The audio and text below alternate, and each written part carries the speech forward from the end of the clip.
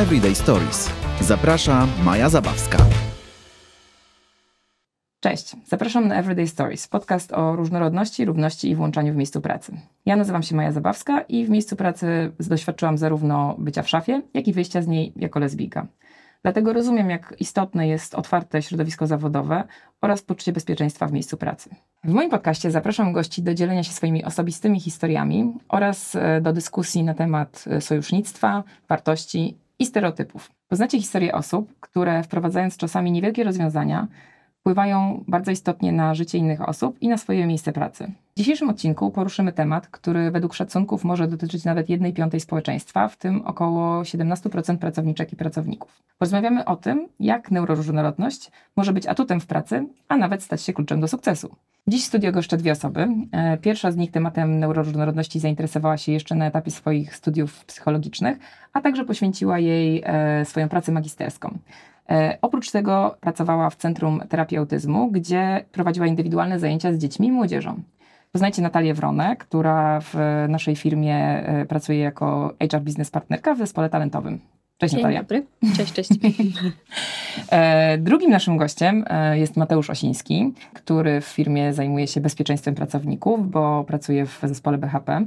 Mateusz dość często spotyka się w codziennej pracy ze stereotypami i nieświadomymi uprzedzeniami dotyczącymi osób neuroatypowych, z którymi na różne sposoby stara się walczyć, przede wszystkim stosując edukację. Cześć Mateusz.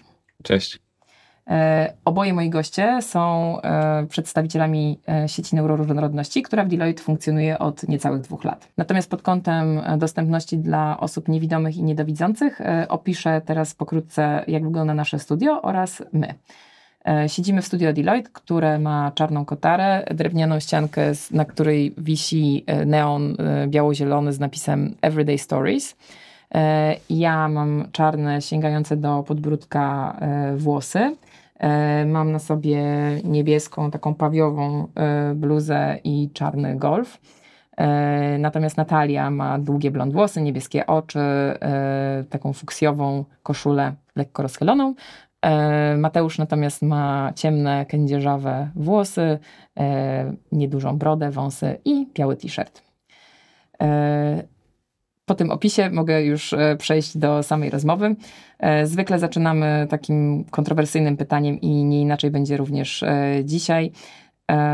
Często słyszę to pytanie padające na korytarzach, wśród moich znajomych, czasami widzę je też w komentarzach pod różnymi artykułami. Osoby komentują to, że tak dużo, wydaje się, że dużo osób w dzisiejszych czasach uzyskuje diagnozy ADHD lub spektrum autyzmu. I oczywiście padają pytania o to, czy jest to jakaś może nowa moda. Więc chciałam was zapytać, co wy na ten temat sądzicie? Ja bym chciał zacząć od samego powiedzenia, czym jest neuroróżnorodność, że jest to takie naturalne zróżnicowanie ludzkich mózgów i że to jest tak jakby taki autorski software, czyli każdy z nas ma swój taki system operacyjny i to jest, większość ludzi ma bardzo podobny, taki jeden znany taki system z okienkami, ale są osoby, które będą miały taki swój własny tryb sprawdzony, który może odbiegać troszeczkę od tego, jak my to postrzegamy. I to jest właśnie neuroróżnorodność, to są te nasze różnice mniejsze lub większe. I tutaj możemy przejść do neuroatypowości, czyli do tego, że są osoby, które na przykład są w spektrum autyzmu, mają ADHD, dysleksję, dysgrafię, dyskalkulię albo zaburzenia obsesyjno-kompulsywne. I to jest właśnie ta neuroatypowość. To są te różnice, które czynią ich też wyjątkowymi i jakby pozwalają im zupełnie inaczej spojrzeć na rzeczywistość, na świat, a także na zadania. Ale wracając do mojego pytania, czy uważacie, że teraz tych osób jest więcej? Czy może jest więcej świadomości wokół tego tematu? Dlaczego właśnie jest to w tej chwili tak postrzegane, że jakby jest to jakaś ewentualnie moda? No ten temat jest na pewno złożony i trudno byłoby odpowiedzieć na to pytanie tak jednoznacznie i wprost. Na pewno generalnie w społeczeństwie już w tym momencie zbudowaliśmy nieco większą świadomość, więc ludzie rzeczywiście przyglądają się temu, jak funkcjonują. Rodzice też troszkę większą uwagę poświęcają temu, jak ich dziecko funkcjonuje, na przykład. A jeśli chodzi o same diagnozy, no to tutaj też trudno jest to wszystko obliczyć, ale ja na przykład ostatnio słyszałam właśnie wypowiedź jednego psychiatry, który powoływał się na badanie przeprowadzone akurat w Stanach i szacuje się, że około 4% populacji osób dorosłych w Stanach i funkcjonuje z ADHD. Więc przekładając to na realia polskie, byłoby około 1 miliona osób. W tym momencie tak naprawdę diagnozę ma 7% z tej oszacowanej liczby osób.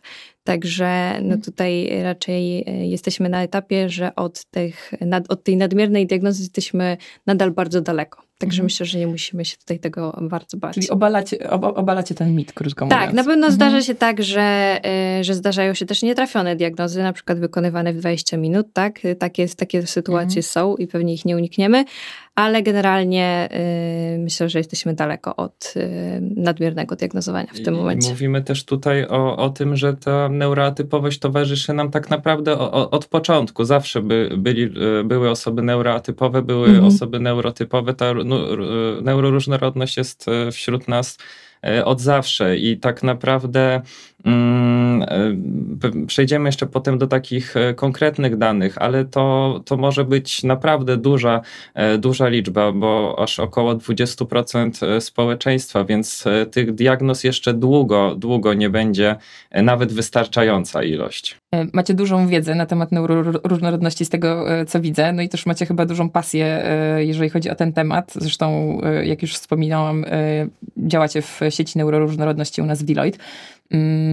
Powiedzcie, skąd u was taka motywacja, bo z mojego doświadczenia wynika, że z reguły jest tak, że jeżeli się angażujemy w jakiś temat, zwłaszcza związany z różnorodnością, zwykle za tym coś stoi. Natalia, jak u ciebie to wyglądało, jak ty się zaangażowałaś w ten temat? Tak sobie myślę, że u mnie to trochę był zbieg sprzyjających okoliczności mimo wszystko, ale no, tematem byłam zainteresowana właśnie już od dłuższego czasu. Ja akurat się interesowałam tutaj głównie spektrum autyzmu, jeszcze w trakcie studiów. Ale tak naprawdę później, jeśli chodzi tutaj o moją karierę taką bardziej w obszarze właśnie środowiska korporacyjnego, to myślę, że były takie 2 przełomowe momenty. Pierwszy z nich to było takie wydarzenie dla studentów, na którym po prostu miałam okazję porozmawiać właśnie ze studentami odnośnie właśnie rozpoczęcia kariery. I dostałam pytanie, czy osoba w spektrum ma szansę w rekrutacji właśnie na takim stanowisku, nawet praktykanta, ale właśnie w środowisku korporacyjnym. I pamiętam, że to pytanie mnie zaskoczyło, ale też dało mi do myślenia, bo z jednej strony no, tutaj nie chciałam w żaden sposób tej osoby zniechęcić, a z drugiej strony zastanawiałam się, na ile rzeczywiście to nasze środowisko biznesowe jest przygotowane na to, żeby może takie osoby mniej typowe zatrudniać i dbać też o ich rozwój w trakcie kariery. No więc to mnie zostawiało po prostu z taką myślą, że no chyba powinniśmy coś z tym zrobić. I mniej więcej w tym samym czasie z kolei byłam na innym wydarzeniu, na którym, Maja, byłaś ty i wspomniałaś wtedy. Tak, pamiętam ten moment. Pamiętasz, no właśnie. Wspomniałaś wtedy, że tutaj w ramach naszej strategii DEI zamierzamy się właśnie tematem neuroróżnorodności zająć. I ja pamiętam, że jak to wtedy usłyszałam, to myślałam sobie, że że to po prostu to wszystko się składa w całość. W tym czasie też byłam na etapie podejmowania decyzji, na jaki temat chciałabym pisać moją pracę magisterską na studiach psychologicznych. No i tak naprawdę to wszystko się jakoś złożyło. Wtedy też zaczęliśmy rozmowy na temat właśnie utworzenia takiej grupy osób zainteresowanych tematem neuroróżnorodności. No i mam wrażenie, że właśnie te różne takie małe momenty doprowadziły do tego, że teraz tworzymy tą sieć. Sieć się rozwija i no ja też się cieszę, że po prostu na co dzień mogę realizować też taki temat. Super. Dzięki, Natalia, za podzielenie się tą historią. I cieszę się, że mogłam być jej częścią. No ja również. Mateusz, a skąd u ciebie ta motywacja? Powiedz. Moja przygoda z neuroróżnorodnością tak naprawdę ma dwa początki. Z jednej strony to jest historia związana z moją żoną, z tym, co ona mi opowiadała, bo jak się potem okazało, jest osobą neuroatypową i opowiadała mi o pracy, o życiu, o trudnościach, ale również o pozytywach, o świadomości, ale też o takiej zwiększonej uważności, o reagowaniu na bodźce i ta historia mnie też bardzo, bardzo też poruszyła i sprawiła, że sam stałem się taką osobą bardziej uważną na innych. Z drugiej strony to były warsztaty organizowane w naszej firmie, warsztaty DEI i na tych warsztatach jakby zetknąłem się trochę bliżej z terminem neurodiversity i te warsztaty stanowiły podwaliny pod dzisiejsze sieci pracownicze. I teraz tak naprawdę mogę łączyć to doświadczenie trochę życiowe i tą motywację właśnie z wiedzą, z chęcią do działania, którą też zyskałem dzięki tym warsztatom również. I to pozwala mi to połączyć i chcieć działać dalej.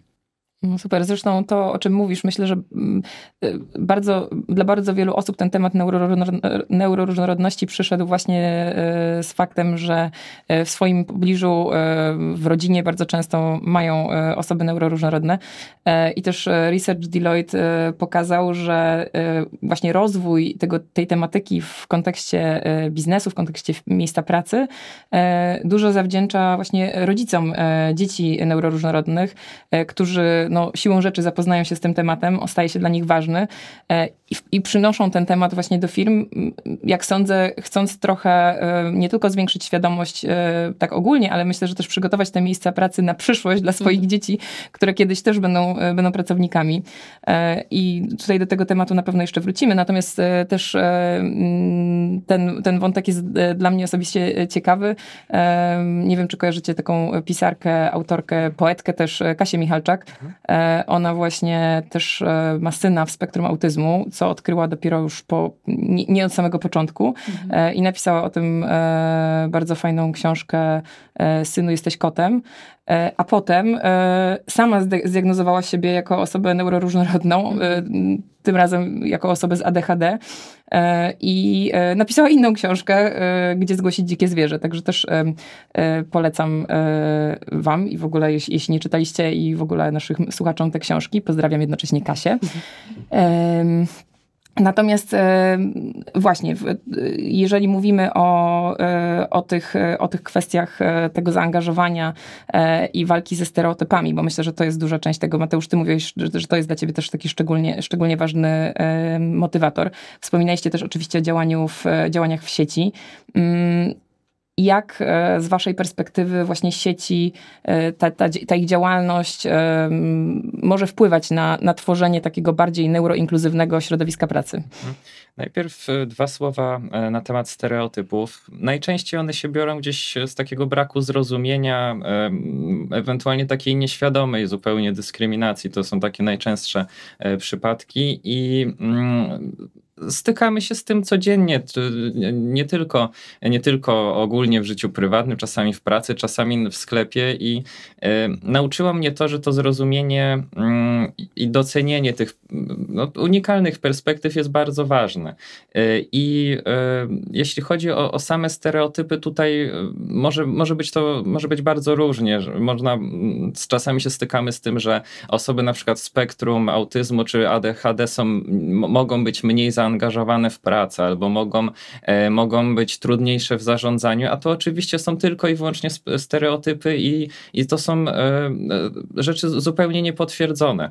A my sprawdzaliśmy również badania, sprawdzaliśmy z własnego doświadczenia i naprawdę efekt jest zupełnie odwrotny, ale o tym też będziemy jeszcze wspominać.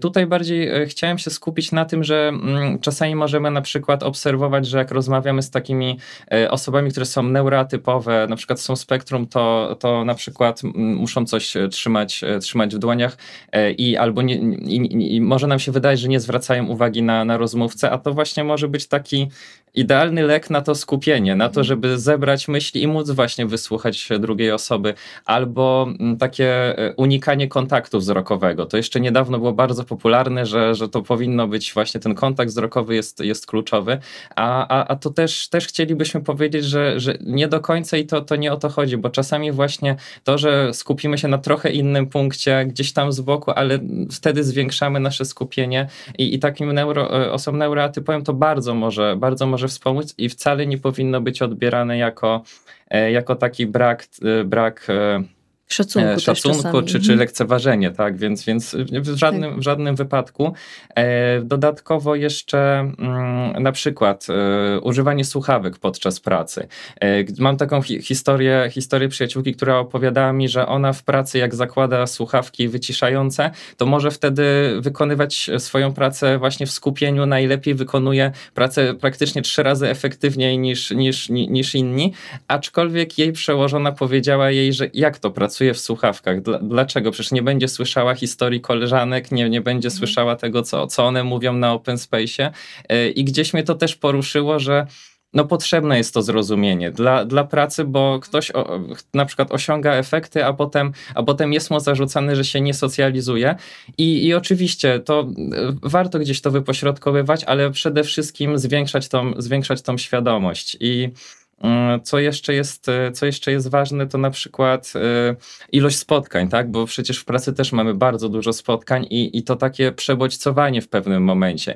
Dla osób neuroatypowych też możemy nagle zauważyć, że taka osoba jakby już mniej się skupia na pracy, ale też ogólnie u każdego to może wystąpić. I to też może być jakiś stereotyp, że wtedy jest nieefektywna. A wystarczy na przykład wtedy powiedzieć, zróbmy przerwę, chwilę, stop, tak? Na przykład coś nam nie wychodzi, nie możemy się dogadać. Zróbmy sobie 5 do 15 minut przerwy, wróćmy do tego, tak? Kiedy zrobimy sobie taką przerwę, lekki dystans, może wtedy rzeczywiście wrócimy i dalej podejmiemy świetne decyzje, więc dalej będę mówił i dążył do tego, że bardzo ważna jest ta świadomość potrzeb również osób neuroatypowych i potrzeb nas wszystkich. I rozumiem, że właśnie też w ramach sieci staracie się tę świadomość zwiększać.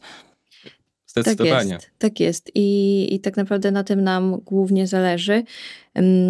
Mateusz wspomniał tutaj o stygmatyzacji. Ja bym chciała też powiedzieć, że to czasem jest, w stereotypach, ja to sobie kojarzę od razu ze stygmatyzacją, że to może być właśnie w takim wydźwięku negatywnym, ale też pozytywnym, tak? Więc czasem jest też tak, że przez to, że ta wiedza jest po prostu ograniczona w tym momencie, to czasem też się przypisuje jakieś tutaj takie nadzwyczajne moce. Tak, moce. I supermoce mówi się o tym, nie? Dokładnie. I to też nie jest dobry kierunek, więc chyba tutaj najważniejsze byłoby to, żeby zacząć po prostu od edukowania, od zwiększania świadomości, a jeśli chodzi o to myślę, że sieć ma w sobie taką siłę z kolei, że jest to właśnie inicjatywa oddolna i to pokazuje, że to nie jest coś, co jest narzucone przez trend, czy przez regulacje zewnętrzne, tylko to jest coś, co jest tak naprawdę ważne dla osób, które w tej organizacji są już teraz. Więc to myślę, że to też pokazuje na przykład liderom, że te kwestie warto poruszyć. I na tej podstawie też się czasem zaczynają w ogóle rozmowy. Ja też miałam taką sytuację, kiedyś rozmawiałam z jednym z liderów, rozmawialiśmy właśnie o temacie neuroróżnorodności i on wtedy w takiej dość luźnej rozmowie na przykład dowiedział się, że w zasadzie skoro on jest dyslektykiem, to w zasadzie też jest neuroatypowy. I to było takie w ogóle odkrywcze, że to nie jest jakaś dziwna grupa osób. To są po prostu ci ludzie, którzy są już w naszej firmie, tak? Tak, a nawet sami możemy do nich należeć. Albo sami jesteśmy. Ale dokładnie. to jest prawda, co mówisz. Faktycznie ja pamiętam początki sieci neuroróżnorodności, bo tutaj Mateusz wspominał o warsztatach, które były początkiem jakby faktycznie takiego formalnego istnienia sieci, ale tak naprawdę ona, jak pamiętacie, trochę zaczęła powstawać wcześniej, ale właśnie w odpowiedzi na te sygnały, które dostawaliśmy od różnych osób. Więc jest zgadzam się, że to jest, dla mnie też to jest osobiście ważne, żeby łączyć ten głos pracowników, głos, tak jak powiedziałaś, oddolny z tym faktycznym działaniem firmy, bo wtedy wydaje mi się, że ma to największą moc tak naprawdę. A spytam jeszcze, ile sieć neuroróżnorodności liczy sobie w tej chwili osób? Sieć liczy ponad 100 osób. To są ludzie, którzy w pierwszej kolejności dołączyli, jeszcze dołączają, bo staramy się prowadzić taką kampanię informacyjną, ale szacujemy, że tych osób jest znacznie więcej, tak? I my też zachęcamy poprzez różne działania, o których chętnie jeszcze opowiemy, aczkolwiek to jest na tę chwilę ponad 100 osób. No, z tego, co pokazują badania, wynika, że jeżeli chodzi o generację Z, no to ponad 50% z tej generacji ankietowanych osób wskazywało, że uważają siebie za osoby neuroróżnorodne, przy czym 22% twierdziło, że jakby są z całą pewnością neuroróżnorodne, a 33% twierdziło, że są w pewnym sensie neuroróżnorodne, więc zakładam, że pewnie miały na myśli jakby identyfikowanie u siebie pewnych cech związanych z neuroróżnorodnością. Ale to też pokazuje, dlaczego ten temat w ogóle zaczyna funkcjonować w środowisku pracy, bo w sumie cały czas jest to temat jeszcze nowy. Myślę, że dla nas wszystkich to jest temat nowy. No, myślę, że kwestia rozmawiania o neuroróżnorodności takiej bardziej, no nie wiem, w sferze publicznej, no to według mnie to są jakieś ostatnie może 3-4 lata takie, żeby to było faktycznie słyszalne, bo oczywiście te głosy pojawiały się też wcześniej. Z tych badań, które widziałam, też wynika, że na razie tylko około 10% organizacji ma neuroróżnorodność, jakby stanowi część ich strategii w zakresie różnorodności, włączania i równości. Także widać, że jeszcze tutaj cały czas jest to temat nowy, ale powiedzcie właśnie w kontekście miejsca pracy, co z waszej perspektywy jest istotne i też właśnie jaka jest rola, też Natalia już o tym trochę wspomniałaś, ale jaka jest rola właśnie leadershipu w tym, żeby tą neuroinkluzywność faktycznie jakby mieć u siebie w firmie. I wprowadzać, tak. Jeśli chodzi o liderów, to chyba Natalia zgodzimy się, że przede wszystkim to budowanie świadomości, prawda? Tak jest i teraz już nawet są takie modele, właśnie tutaj research nam podpowiada, że tak naprawdę właśnie w idealnym modelu powinniśmy zacząć od budowania takiej generalnej świadomości, później możemy przejść do budowania akceptacji, a tym końcowym etapem ma być zbudowanie no takiego, to ma być docenienie po prostu tej grupy osób, tak, żeby to nie było już właśnie akceptacja, tylko rzeczywiście realne docenienie i też wykorzystanie potencjału tych osób. I bardzo dobrze, że mówisz właśnie o tym docenieniu, bo oprócz takich też ogólnych rad czy modelu mamy bardzo dużo też szczegółowych wskazówek otrzymanych również od osób neuroatypowych z naszego środowiska. Mamy na przykład bardzo fajny pomysł naszej koleżanki z sieci, która opowiadała o tworzeniu takiej personalnej instrukcji obsługi. To tak się może nazywa, ale chodzi przede wszystkim o to, żeby porozmawiać w zespole, porozmawiać ze swoimi pracownikami jako liderki i liderzy, zapytać, czego ta osoba potrzebuje w kontekście pracy, to znaczy jakich rodzajów na przykład spotkań, jak często, w jakich godzinach też czasami, albo w jakich godzinach czuje się lepiej w pracy kreatywnej, a w jakich godzinach na przykład takiej pracy z dokumentami. I wtedy ja wiem, że to się może wydawać, że to może być czasochłonne, ale takie rzeczy czasami wychodzą już w trakcie pracy, jeżeli współpracujemy ze sobą rok na przykład, a możemy na przykład zacząć właśnie wcześniej ustalić te kilka szczegółów i zobaczyć, jak ta praca staje się dużo efektywniejsza i taka personalna instrukcja obsługi może naprawdę tutaj mieć niesamowity wpływ, ale też właśnie oprócz wybrania sposobu komunikacji, tych częstotliwości interakcji, też właśnie prosimy o to, żeby te komunikaty po prostu były jasne, żeby pracownik miał też taką przestrzeń do skupienia się, no i to nawiązując do tego, co mówiła Natalia, ten pozytywny feedback. Osoby neuroatypowe na przykład mogły się spotykać wcześniej, czy to w szkole, czy po prostu w życiu z jakimiś takimi negatywnymi uwagami na temat na przykład sposobu, w jaki się uczą, czy funkcjonują, a ten pozytywny feedback naprawdę buduje i sprawia, że te osoby, że wszystkie osoby naprawdę nabierają takiej chęci do pracy i motywacji wewnętrznej. Ale to już jest jak dana osoba jest w organizacji, prawda? Natomiast takim pierwszym momentem, kiedy osoba również neuroatypowa styka się z organizacją, jest moment rekrutacji. I tutaj też mniej więcej 50% osób w badaniach wskazuje na to, że właśnie ten moment rekrutacji był, czy jest dla nich szczególnie trudny. I tutaj muszę powiedzieć, że też we współpracy z waszą siecią bardzo się cieszę, że mogliśmy wprowadzić też zmiany w naszym procesie rekrutacji, zarówno jeśli chodzi o przeszkolenie osób rekrutujących, pracowników, ale też jeśli chodzi o wdrożenie ścieżki testów po prostu, które są przystosowane, ta ścieżka jest przystosowana do osób neuroatypowych. I tutaj dzieliłam się z wami takim listem czy feedbackiem, który dostaliśmy.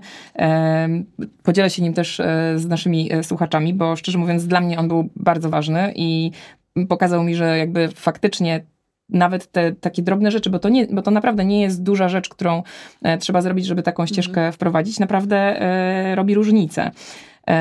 Przytoczę treść tego feedbacku. Właśnie chciałam wykonać Państwa testy i szczerze mówiąc jestem zwyczajnie w świecie wzruszona. To pytanie na początku, czy jestem osobą w spektrum autyzmu lub ADHD, naprawdę wiele dla mnie znaczy. Mam 23 lata i od marca tego roku wiem, że mam autyzm i ADHD. Życie z niezdiagnozowanym i niezaopiekowanym ADHD i spektrum autyzmu, w dodatku będąc kobietą, było naprawdę bardzo trudne. Piszę to, abyście Państwo wiedzieli, że dostrzeżenie nas i chęć dostosowania do nas swoich testów, ta świadomość, jak ciężkie takie testy są dla nas pod wieloma względami, jest po prostu bezcenna. Pani wiadomość, żeby wypełnić testy, była dla mnie przytłaczająca, bo od razu wiedziałam, że będę na przegranej pozycji ze względu na to, że mój mózg po prostu działa inaczej niż większości osób na świecie. Trudności z koncentracją, bardzo łatwe rozpraszanie się, stres na widok upływającego czasu są naprawdę czymś uciążliwym. Nawet nie marzyłam o tym, by ktoś dostosował coś pode mnie, chociaż troszeczkę. Dlatego musiałam podzielić się moją wdzięcznością i szczęściem, że może w końcu będzie nam się żyło lepiej. Także myślę, że to jest naprawdę super wiadomość i też bardzo dziękuję wam, bo to też dzięki wam między innymi takie zmiany udaje nam się w organizacji wprowadzić. Natalia, ty jesteś częścią zespołu talentowego. Wiem, że rekrutacją specyficznie się akurat nie zajmujesz, ale też jesteś blisko tego tematu. Czy są jakieś inne wątki właśnie w temacie rekrutacji, które z twojej perspektywy są istotne? Tak, jeśli chodzi o procesy rekrutacji, to tu akurat mówi się sporo o tym, jak można te procesy dostosować, tak aby były po prostu dostępne do jak najszerszej grupy odbiorców. No i tak naprawdę to się zaczyna już na etapie publikacji ogłoszenia, tak? I tutaj warto się zastanowić, czy na przykład lista wymagań, które wpisujemy w tym ogłoszeniu, to są rzeczywiste wymagania na danym stanowisku, czy raczej to jest takie standardowe ogłoszenie po prostu do dużej firmy. Tutaj takim przykładem często jako przykład podaje się na przykład właśnie excellent communication skills. To jest bardzo, bardzo ogólne stwierdzenie. Wiem, że tutaj jakiś czas temu też słuchałam takiej wypowiedzi eksperta. Szacuje się, że około 20% populacji może mieć takie excellent communication skills. No więc raczej nie jesteśmy w stanie zatrudnić każdej takiej osoby. No i pytanie, czy rzeczywiście na danym stanowisku te excellent communication skills są niezbędne, czy może jednak na przykład właśnie wiedza merytoryczna, umiejętności techniczne wystarczą. Także tutaj już warto się zastanowić, czy to ogłoszenie jest rzeczywiście sprecyzowane, czy jest jasno opisane. Później, jeżeli przechodzimy do rozmowy rekrutacyjnej, to pytanie, czy rzeczywiście przedstawiamy agendę takiego spotkania, uprzedzamy, kto będzie na takim spotkaniu, czy w trakcie spotkania pytania są zadawane wprost, jednoznaczne, bez tutaj jakiejś próby po prostu złapania kogoś na czymś, czy rzeczywiście chcemy sprawdzić konkretne kompetencje tej osoby. Tutaj poleca się też unikanie na przykład abstrakcyjnych pytań, tylko raczej sprowadzenie tego do konkretnych case'ów, tak, i sprawdzenie faktycznych kompetencji i wiedzy tej osoby. To jeśli chodzi o rekrutację, ale ja tu też chciałam bardzo dzisiaj dodać, że no myślę, że to super, że mówimy o rekrutacji, ale cały czas no równolegle powinniśmy pracować nad tym, jak wygląda kultura pracy, jak wygląda organizacja od środka, bo to też nie jest tak, że my teraz się tutaj przygotowujemy masowo na rekrutację jakiejś takiej obcej grupy ludzi, bo te osoby w firmie już mamy i tutaj warto się skupić też na tym, co możemy robić, żeby właśnie zadbać o potencjał tych osób. No i właśnie, i takie może bardziej zindywidualizowane podejście oparte na pracy na mocnych stronach i to jest znowu coś, co się odnosi do zespołów generalnie, nie tylko do zespołów z osobami neuroatypowymi. A mówiłaś wcześniej o tym, że też są pewne stereotypy dotyczące jakby tych supermocy osób neuroróżnorodnych.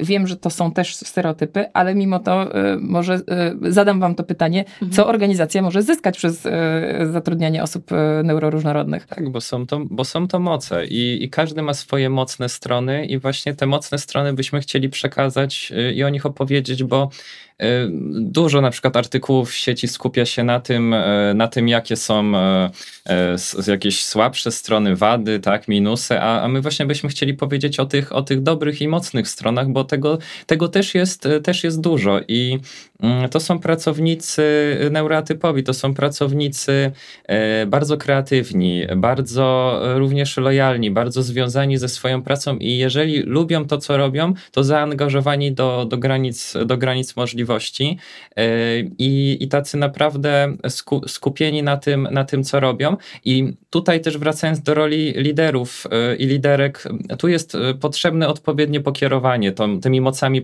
przerobowymi, bo one niestety nie są nieskończone. Jak zawsze, jak u wszystkich. I bardzo ważne jest to po prostu kierowanie w te obszary, w których jest to potrzebne.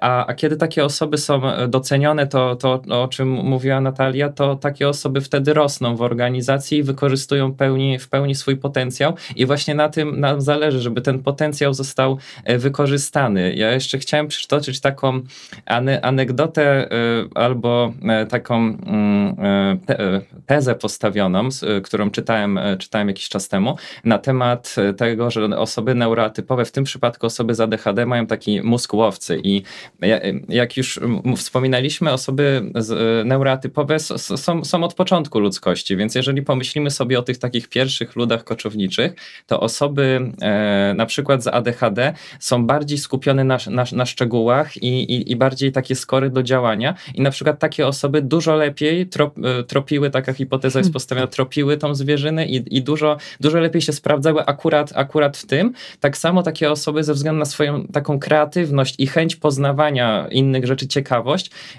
były takim motorem napędowym dla całego plemienia, żeby zmienić miejsce, żeby koczować w następne miejsce, żeby szukać tych okazji w kolejnych miejscach, bo one chciały odkrywać, chciały działać dalej i to też fajnie pokazuje, że potrzebny jest każdy rodzaj osoby i na przykład są potrzebne osoby, które będą motorem napędowym, będą szukały, są potrzebne osoby, które potem rozstawią namioty i zapalą ognisko, tak? No właśnie, chyba odpowiedziałaś na moje pytanie, bo już chciałam się zapytać, czy tak naprawdę w związku z tym organizacje powinny zatrudniać tylko osoby neuroatypowe.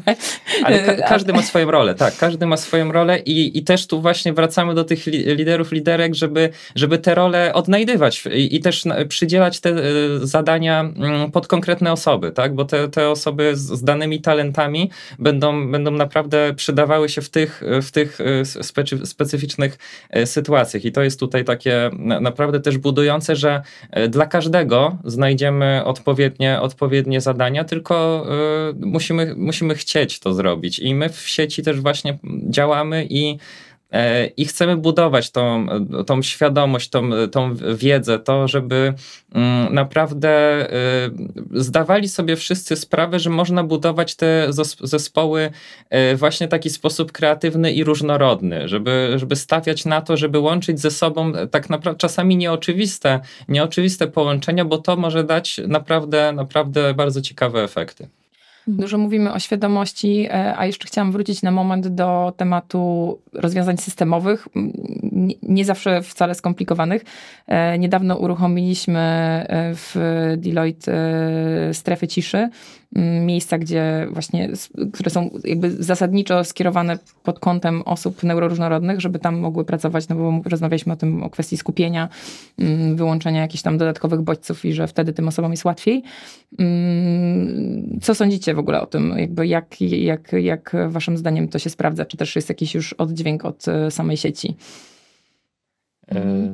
Ja powiem 2 słowa na temat tego, że cisza w dzisiejszych czasach jest zdecydowanie niedoceniana. I na przykład my dzisiaj teraz sobie siedzimy, rozmawiamy w naprawdę cichym, spokojnym pomieszczeniu, gdzie myślę, że raczej bez trudu możemy zebrać myśli i właśnie się skupić. I też po to te strefy ciszy zaczynają powstawać, po to też na to w pewnym sensie stawiamy, bo ta cisza pozwala nam wejść w tryb pracy głębokiej, to znaczy takiej pracy w pełnym skupieniu, dającej nam niesamowite korzyści i też niesamowite właśnie efekty związane z naszą pracą. I tak jak w badaniach Cala Newporta właśnie nad pracą głęboką wyszło, że najlepsze zespoły pracują około 10 godzin tygodniowo, czyli 2 godziny dziennie właśnie w pracy głębokiej, to tej pracy głębokiej nie będzie w hałasie, nie będzie jej w miejscu, które zupełnie nie pozwala nam się skupić, w których jest bardzo dużo bodźców, a więc z naszej perspektywy ważne jest, żeby takie strefy powstawały dalej i żeby dążyć do tego, żeby każdy miał możliwość po prostu skupić się i wykonać swoją pracę wtedy najlepiej jak potrafi, bo w takim pełnym skupieniu w pracy głębokiej te efekty będą widoczne od razu, a praca będzie szybsza i efektywniejsza. Tak, i my o tych strefach ciszy właśnie rozmawialiśmy w gronie sieci, ale jak najbardziej to było coś przygotowanego od początku dla całej organizacji. Tak, żeby... No właśnie, bo to jest też ciekawy wątek, bo właśnie chciałam się o to zapytać, bo to też powraca w ogóle w tematach dotyczących różnorodności. To jest taki powracający temat, że kiedy zajmujemy się jakąś konkretną grupą osób, to odzywają się inne osoby, które uważają, że to jest dyskryminacja w stosunku do nich, no bo to jest skierowane do tej konkretnej grupy. Jak byście odpowiedzieli na ten, nie wiem, zarzut, czy taką wątpliwość, która powstaje? Czy właśnie jeżeli robimy strefy na przykład ciszy, tak? Czy jakiś oddzielny proces rekrutacji, czy w ogóle działania takie świadomościowe, czy to faktycznie jakby jest jakieś, nie wiem, zagrożenie dla innych? Okej. Myślę, że nie, że nikt się nie musi czuć zagrożony. Generalnie tak albo naprawdę... nie włączony, nie wiem. A nie włączony, no właśnie. No to jest dobre pytanie, ale tutaj nasuwa mi się taka koncepcja projektowania uniwersalnego. To jest coś, co się zaczęło właśnie w obszarze architektury i tutaj chodziło po prostu o projektowanie takich wnętrz, które są właśnie dostosowane do jak najszerszej znowu grupy użytkowników.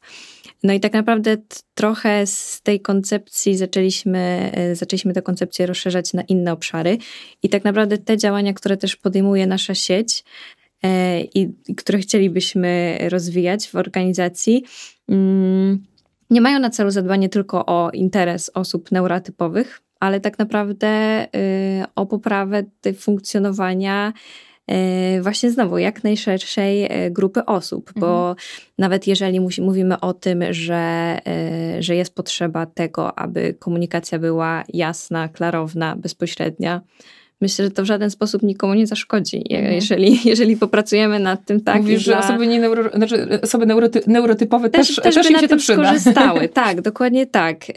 Więc to jest to. Strefy ciszy. Tutaj tak samo. To jest coś otwartego dla każdej osoby w organizacji. I to jest właśnie może kwestia tego, że ktoś danego dnia po prostu potrzebuje tej godziny, żeby siąść i w spokoju dokończyć ten raport. tak? To tak samo to, o czym wspominał Mateusz, ten Manual of Me, tak? Nasza koleżanka o tym mówiła. Dokładnie. Tutaj to też nie jest do końca jakaś lista żądań, to jest raczej lista sugestii. I tutaj mamy wrażenie, że jeżeli na początku współpracy, albo nawet i w trakcie, bo pewnie te rzeczy się zmieniają, ustali się takie właśnie podstawowe zasady współpracy, typu preferowana forma komunikacji, nie wiem, właśnie czas kiedyś jest najbardziej wydajnym, tak?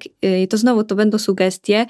Zapewne w środowisku biznesowym nie zawsze będzie tak, że w 100% się tutaj spotkamy i spełnimy wszystkie oczekiwania, ale właśnie idea jest taka, żeby w ogóle rozpoczynać rozmowy i próbować znaleźć tę nić porozumienia i jak najbardziej ułatwić nam tutaj pracę wszystkim. Tak, bo warto rozmawiać i jeszcze też na przykład możemy i sugerujemy różne techniki i rozwiązania.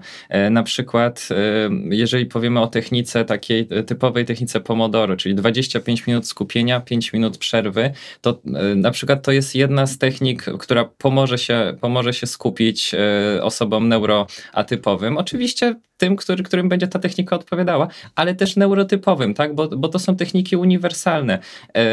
Chciałem również wspomnieć o takiej technice, to jest taki akronim HALT, żeby się zatrzymać i rzeczywiście spojrzeć na te cztery rzeczy, które tutaj w tym akronimie mamy, czyli po kolei, żeby sprawdzić hangry, angry, lonely and tired i po kolei możemy w każdej chwili sprawdzić, czy na pewno nie jesteśmy głodni, czy jesteśmy zmęczeni, czy nie jesteśmy na coś źli i po kolei rzeczywiście w tym momencie zatrzymać się, spojrzeć i powiedzieć, może teraz jestem zmęczony, 5 minut przerwy, może jestem głodny, 5 minut przerwy na jedzenie, ale wrócę, tak? I wtedy będę mógł to wykonać, bo to są takie proste techniki dla wszystkich. Słuchajcie, bardzo wam w ogóle dziękuję za podzielenie się tymi wszystkimi przemyśleniami, doświadczeniami. Myślę, że są naprawdę bardzo cenne i myślę, że mogą wielu osobom otworzyć oczy na to, w jaki sposób mogą zmieniać rzeczywistość. Moimi gośćmi byli Natalia Wrona i Mateusz Osiński. Zapraszam do kolejnego odcinka już wkrótce.